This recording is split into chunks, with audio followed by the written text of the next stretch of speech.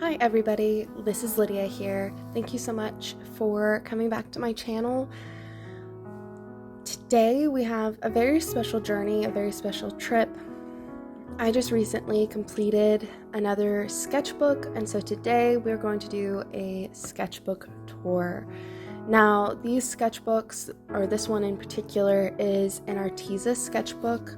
This one, I believe, is in 8.5 by 8.5, so it's a lovely square shape. They are one of my favorite sketchbooks. I was gifted two of them, in fact, this one included, a couple years ago for Christmas, and it has just become my all-time favorite for numerous reasons that I will talk about throughout today's video. So without further ado, let's get into it.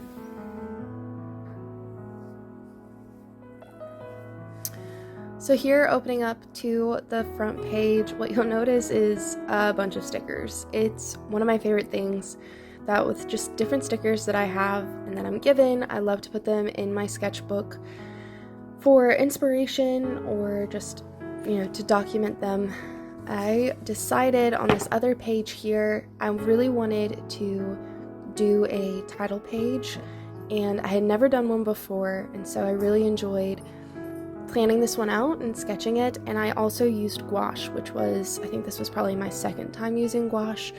I had just gotten into it, but I really wanted to try it, and I chose a quote by Pablo Picasso, which says, "Art is chaos taking shape," and I decided to be a little bit creative with how I designed the word shape, and I thought it was a creative way to do that.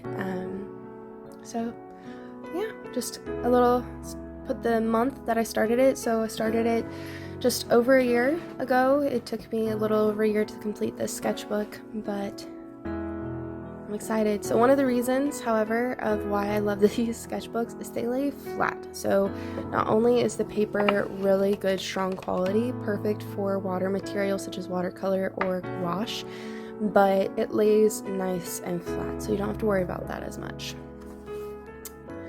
Now on this page, I have nothing on this side, but there's a reason. Over here, I was in a local town near my school where I was going to college, and I just wanted to do some live sketching, so I just did a little bit to warm up of just the street, some of the buildings, and some people sitting outside a little cafe there called Pfeiffer Cafe. And then on this page, I was playing around with this technique, and you'll notice this technique is very messy. So the process for this technique is taking your pencil, particularly a softer lead, or I just think for this one I just used a regular pencil. I tend to use just mechanical pencils. I like them for the fact that I can get my details in and I never have to worry about sharpening them. But with this one, you just take your pencil, you really just kind of heavy block it out, shade out a spot, and then you use your eraser to lift the highlights. And so it's kind of working backwards. Instead of drawing in your shadows, you are lifting up your highlights. And I really love this technique. It's very loose, very abstract in some ways. So here I was practicing with doing some hair with some waves and curls. Then I did figure walking, then just a night scene. It kind of reminds me of something you'd see after it's rained with the light glistening off of the water on a street. And then this was just like a flower.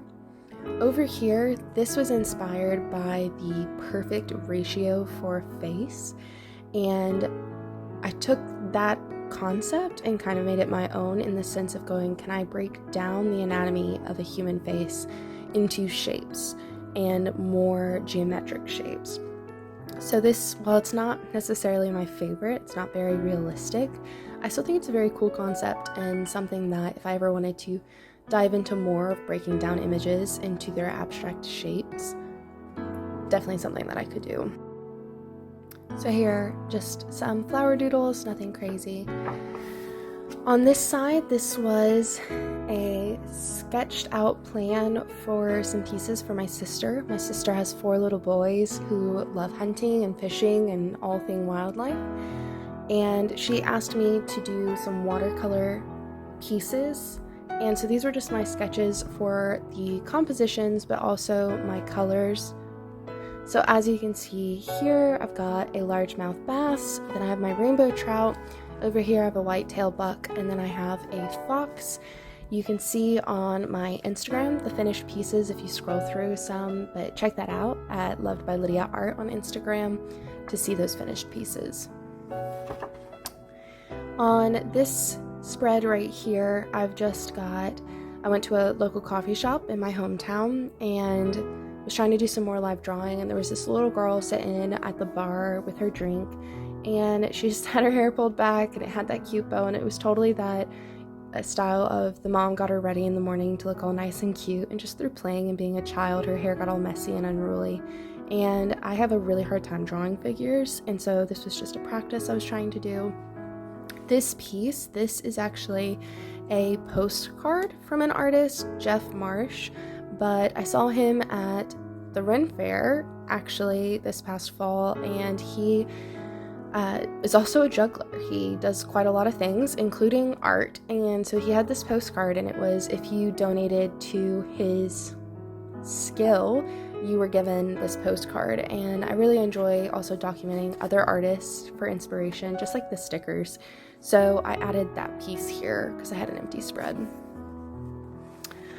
On this side, this was in July of this past year. I went to Hawaii, where my brother lives, and we went snorkeling, and that was amazing. I had never done that before, and the wildlife, the ocean, the views, it was just so stunning. So when we got back to their house, I immediately wanted to capture it, so I grabbed my pencil, just kind of sketched out some things that I could remember, and then tried to catch the colors that I could remember. There were some fish that just had such beautiful colors, and we saw a sea turtle, and we even saw a monk seal, which was amazing because it was just gliding through the water seamlessly. That was really cool. This page is a very weird page. This, I think, I had just done a doodle, and then I was going, what can I draw out of that doodle? And, here's my little person who's blowing on some hot tea or coffee, I don't know, but there's that person. And then up here, I've titled it The Ouroboros. So also in July, I read the A Court of Thorns and Roses by Sarah J. Maas series, and in the series, she lists or talks about a mirror, and this mirror is meant to show you your worst fear. And I never saw any fan art about it, but this was how I always imagined it. And so I just kind of sketched out the Ouroboros one day. Here's just some more doodles. These right here, it's my name with my last initial. So at this time, my now husband, he and I were talking about getting engaged, and we were really close to getting engaged, and so I knew that I was going to have to change my signature, which originally was my full first name and full last name. Thankfully, however, my old last name and my new last name both start with the same initial, and so I decided to kind of sketch around with some new logos or signatures so that I could start signing my pieces and have something consistent that would kind of play through. And I really decided on this one. I really liked the idea of Lydia being on the arch of the M. Thought it was really cool. These were just different sketches for pieces I was doing in an art sale in my local town. They call it an art crawl, where local businesses are paired with local artists. So I was just sketching out some ideas. These are paintings I wanted to do on records, and that was a lot of fun. This is just some wax pastel, and I think it's so cute. I think it's just a cute little beach scene. These portraits over here are from me trying to just practice my ability to draw people. Again, like I said, I have a really hard time capturing people. I enjoy capturing more animals and wildlife rather than the human form, but I'm practicing, I'm working on it. So that was just me playing around with that idea. This spread here is actually, hope I skipped one, so let's go back one.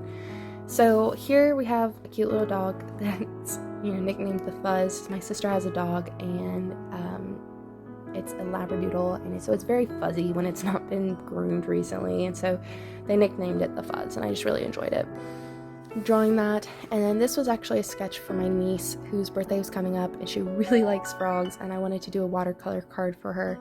And so I sketched out a little frog idea, and I started off just trying to, get used to the shape of the body of the frog, how I wanted to just do it.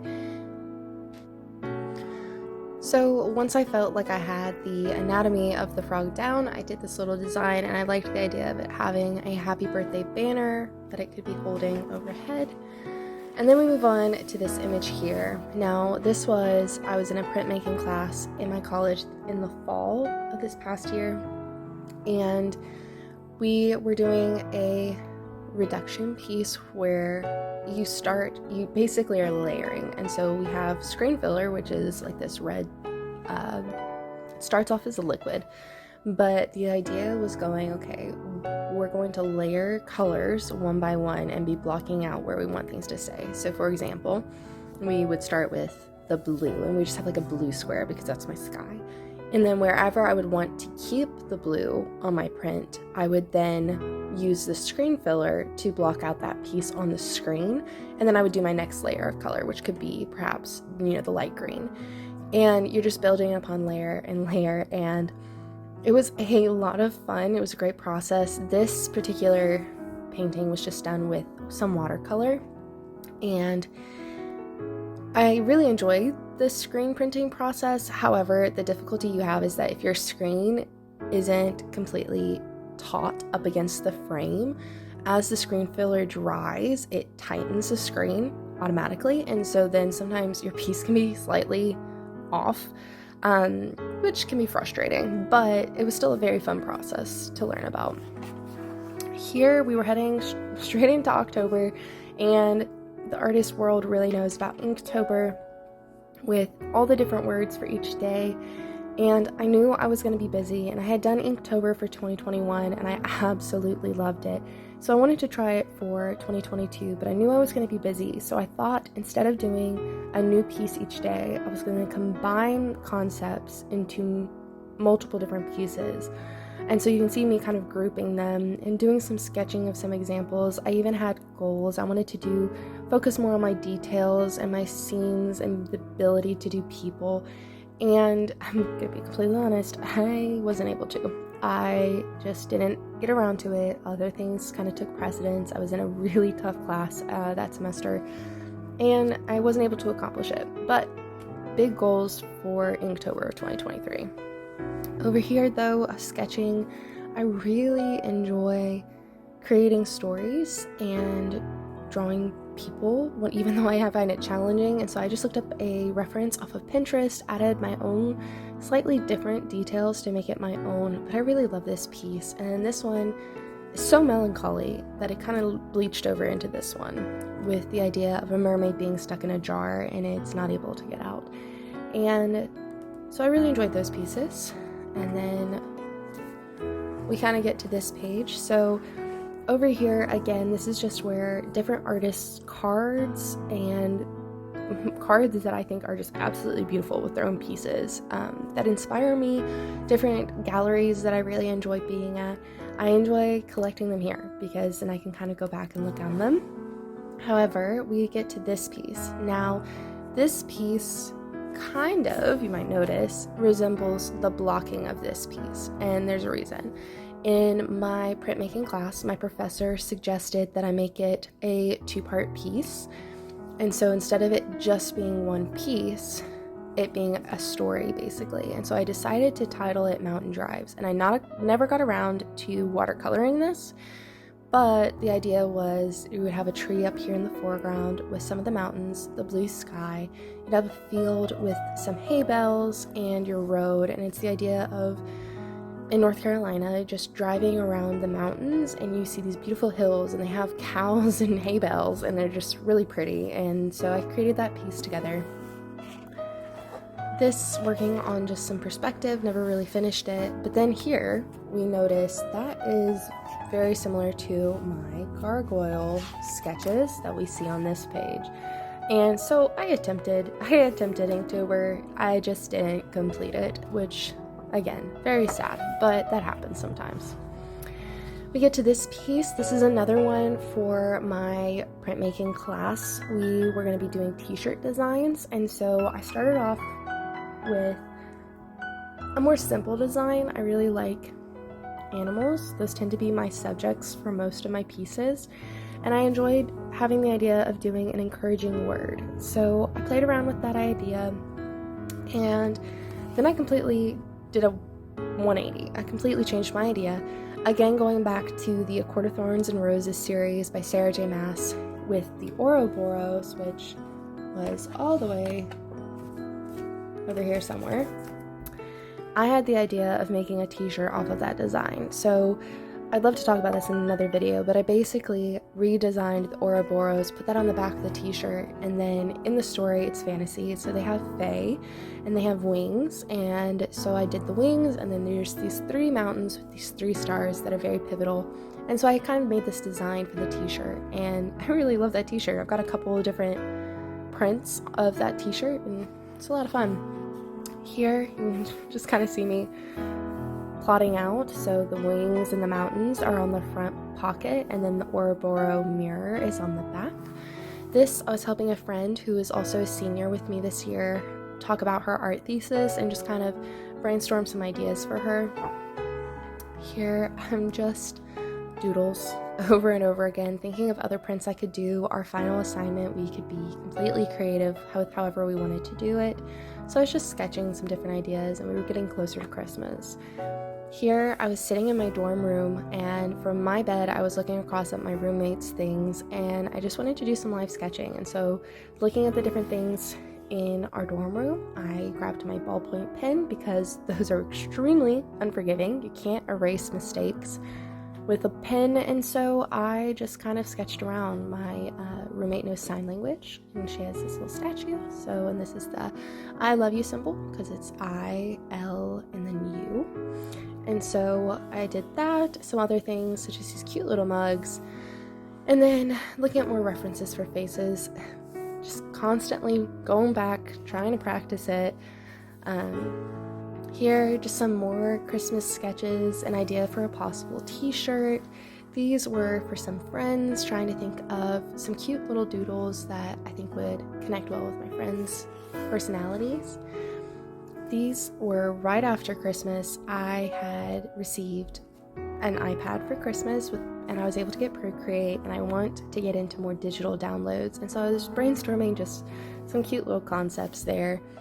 And then we get over here, and this gets into a new semester for me. This was the spring semester for my school, and I was in a 2-dimensional design class, and our first assignment was to create a logo where we took our name and basically disguised it. And so I chose to disguise each of the words, each of the letters as something different, so making the M a mountain, or the U a horseshoe, or R's ended up being bookshelves, and Y's could be a cat, and etc. I had a lot of fun with this, and it was a huge project. I'd love to talk about it another time, but it was really cool. Here on this page right here, as you can see, my sketchbook ranges for a lot of things, but this was talking about my thesis. So my thesis dealt with combining mathematics and art because I graduated from college with a mathematics major and a minor in art, and I basically was doing how to do art, so draw, paint on curved surfaces. So this was, when talking to my thesis advisor, just some ideas, plans, and sketches that I would show him. Here I was doing a get well card for a family member, just planning it out, and I eventually did it with gouache in a coffee shop. You can also see that on my Instagram. These are random sketches. I love this one. We were driving in the car on the way down to South Carolina, and I just saw this image out of the window and fell in love with it and had to sketch it. So I grabbed my pencil and just did the best I could to capture it. Then we get here, and this is interesting because, again, with my 2-dimensional design class,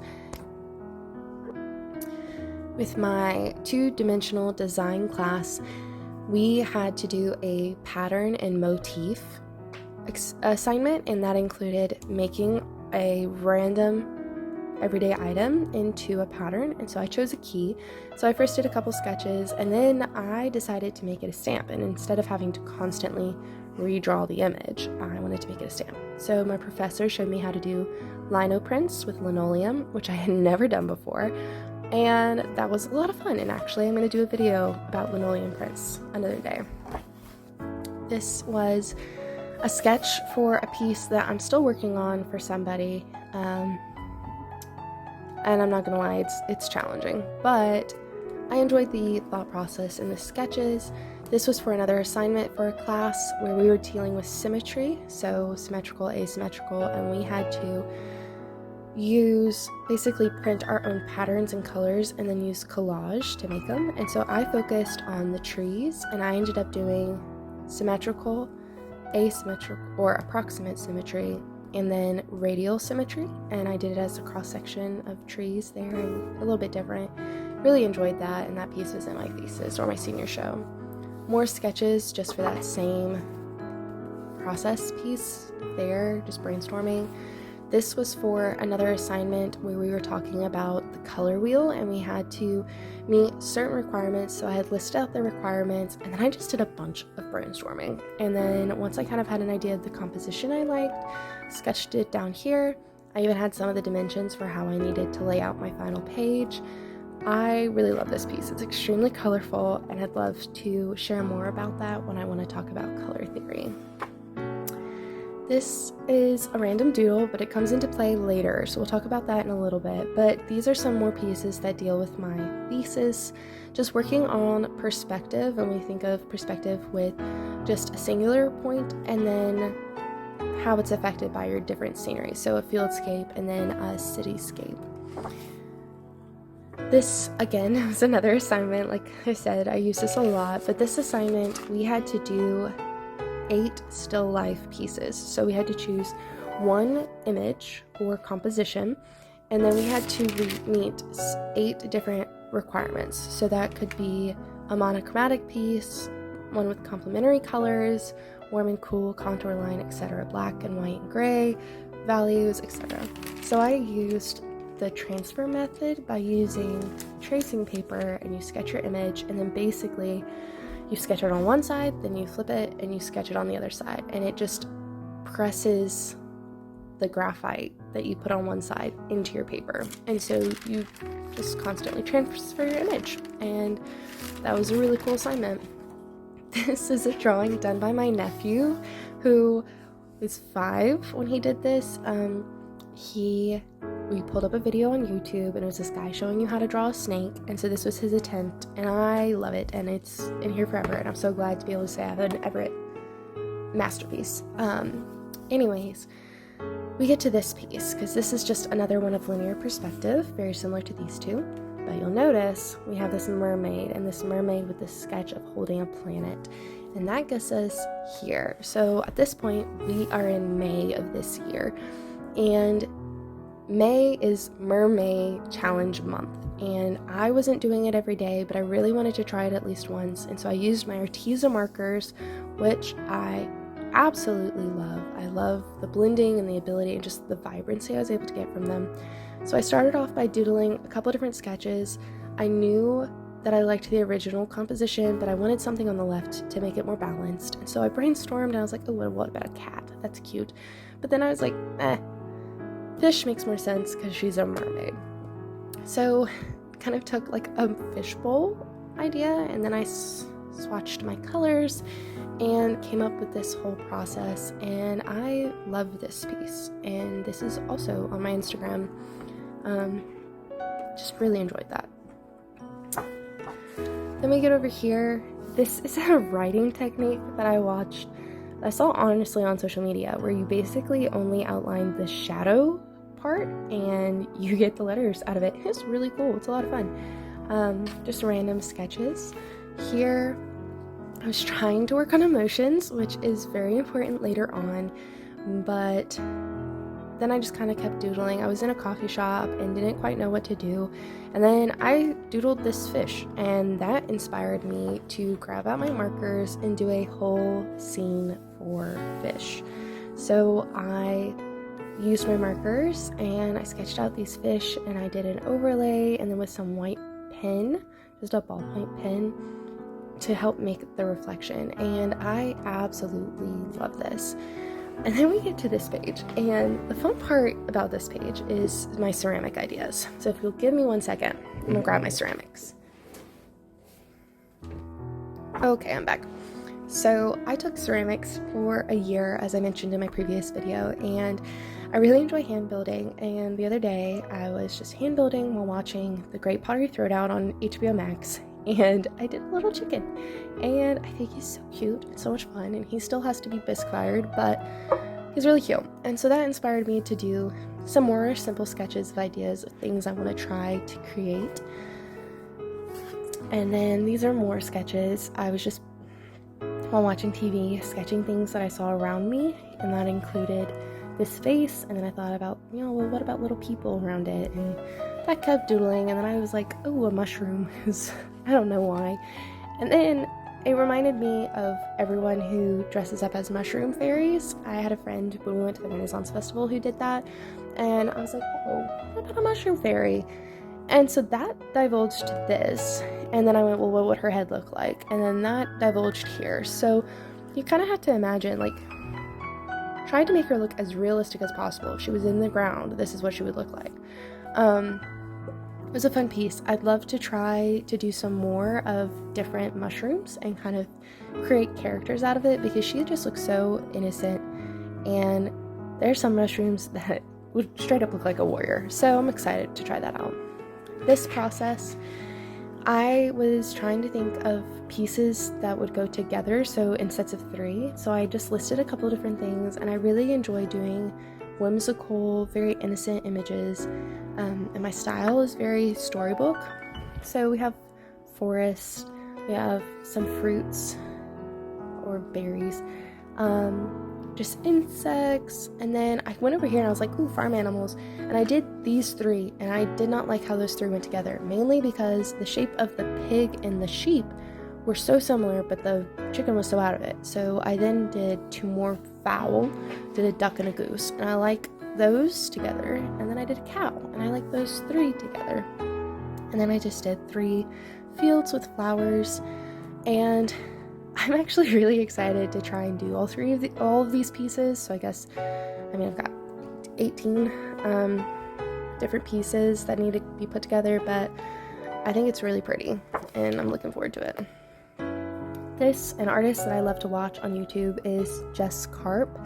If you've never watched her videos, you need to. I found her when COVID first started, and she helped me kind of get through that. I just watched her videos, and now I watch them every time they come out, every week, and I'm a Patreon member of hers. She was doing a figure study, and so I was watching that video, and then I watched a Skillshare about figure that also then did some expression. And as mentioned, I have a really hard time with the human form, and so I was really practicing that. And that moved over into me just watching some TV and sketching things that how I can imagine them, how I see them, trying to sketch my hand, imagining what it would look like, different noses, different angles. Female figures, their features tend to be much more curved, whereas male features tend to be more angular. So I played around with that, and then I liked the idea of doing a mustache. And then I watched another Skillshare class, and if you watched my last video, you see that I actually watched it recently, because it was at the end of that day, but it was also about the mouth and being able to draw different mouths, and drawing them on the human head, drawing them with different expressions, the difference between female and male, again, more curved, more angular, and that was just a really fun process, and playing around with something that I feel a little bit more confident in now because of that Skillshare class. And so here, again, I just have some more stickers that I've just collected throughout the time, and that finishes out this sketchbook that got me through from May 2022 to June 2023, so a whole year. And I'm excited. I've got a whole other sketchbook waiting for me to start, and so I am looking forward to doing another video on my setup for this and my design. I'm going to actually personalize it a little bit more, and I'm also going to do a cover page. So be sure to stay tuned to watch that video as well. But yeah, there's just one more sketchbook full with ideas for me to look back on and to see how much I've grown throughout the year. So thank you guys so much for coming along with me on this journey through my sketchbook. I hope you enjoyed it, and I hope it encourages you to work in your sketchbooks. And don't be scared to share them. It's one of my favorite things to share my sketchbook with other artists, because you can learn different processing techniques. You can learn that not everyone's perfect, that there's mistakes that happen, but it's a place for ideas. It's a place for growth. So don't be scared to share your sketchbook, and in fact, don't think of it as a threat to work in a sketchbook. Think of it as literally a place where you can kind of grow. This is kind of my therapy. It's where I, in my own sense, my own way of journaling, and capturing my designs and my thoughts and my happy moments. So yeah, that's my big word of advice of sketchbooks don't have to be perfect, but they can be shared and they'll be beautiful. So thank you guys once again, and I hope you guys have a fantastic day.